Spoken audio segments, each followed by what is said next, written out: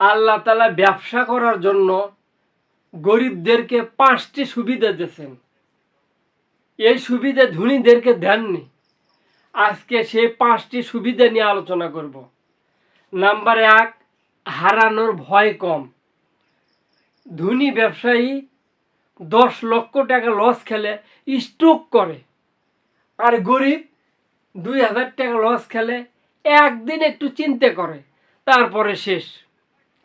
Number 2, খরচ কম লাভ বেশি। ধনীরা ঘর ভাড়াই দেয় 50,000 টাকা, 5 জন কর্মচারী। 100 টাকা বিক্রি করলে 10 টাকা পকেটে ঢোকে। আর গরিব ফুটপাতে ব্যবসা করে, ঘর ভাড়া নেয়, কর্মচারী নেয়, 100 টাকা বিক্রি করলে 40 টাকায় লাভ। নাম্বার 3, কাস্টমারে কষ্ট বোঝে।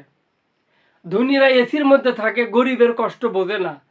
কিন্তু গরিবরা পানিতে ভেজে রোদে পড়ে, কাস্টমারে কষ্ট বোঝে, যার কারণে বিক্রি বেশি করতে পারে।